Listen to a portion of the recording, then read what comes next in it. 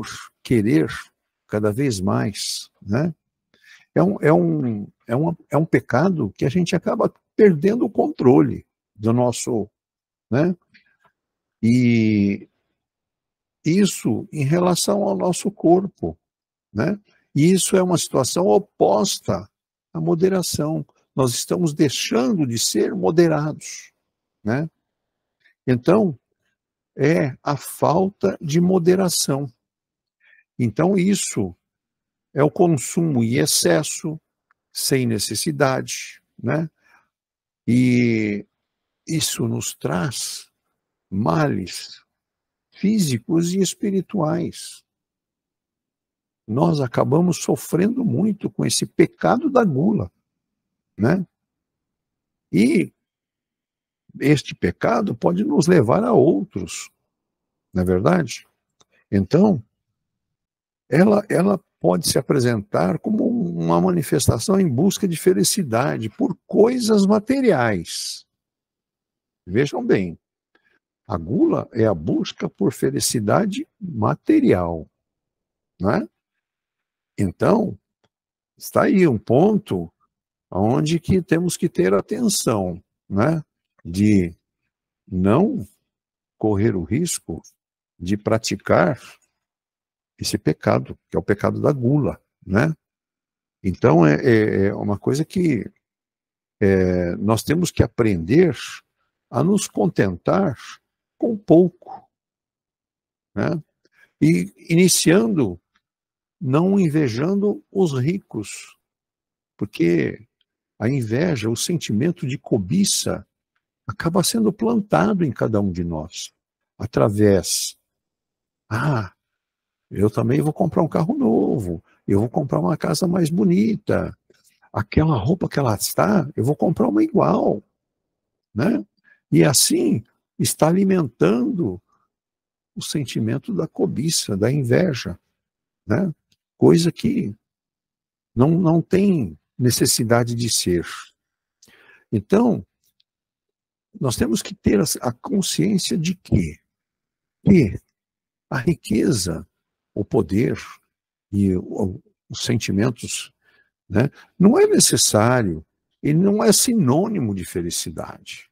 A riqueza não é sinônimo de felicidade, né? Esse é o primeiro ponto que nós temos que deixar claro, não é verdade? Então, temos a situação assim que são raras as pessoas que se contentam com o que têm, né? Difícil você encontrar pessoas que estão satisfeitas com o que têm, estão sempre querendo algo mais, né? E o ponto mais grave em tudo isso é, nós só procuramos Deus e Jesus para aquilo que nós não temos. Nós vamos em busca de Deus e Jesus para pedir a Ele que nos dê algo que nós não temos. Nós dificilmente vamos até Ele para agradecer, né? Agradecer aquilo que nós temos. E aqui, nessa primeira parte do nosso estudo de hoje, está bem claro, né? O trigo, né, o monopolizador de trigo, ele não poderá abastecer-se à mesa senão de algumas fatias de pão para saciar a exigência da sua fome, né? Então, ele não tem necessidade de ter um saco de farinha lá na casa dele para o pão. Ele precisa de umas fatias só, né? Tem que se contentar com pouco, é o que Emmanuel nos coloca nessa primeira parte aqui da nossa lição, muito claro, né?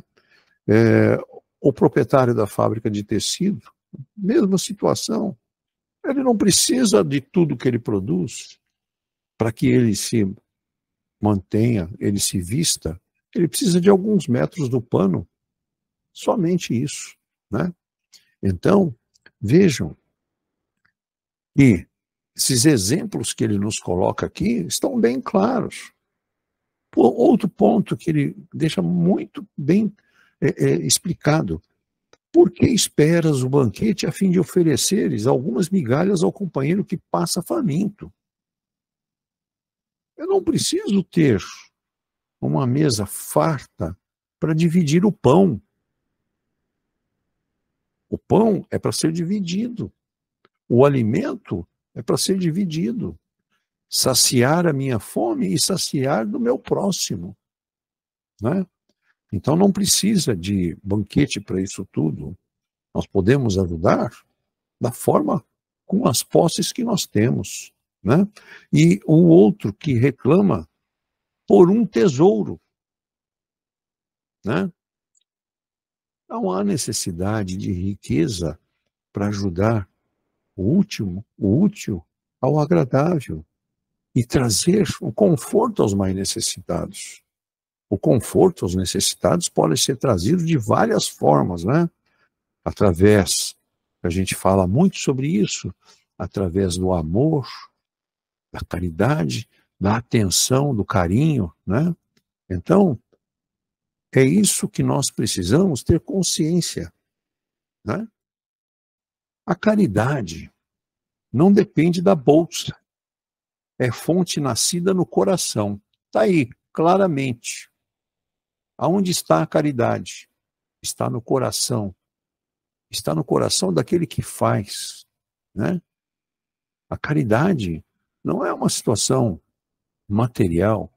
A caridade é a atenção que você leva, a palavra de conforto. Falamos sobre isso na outra reunião, né?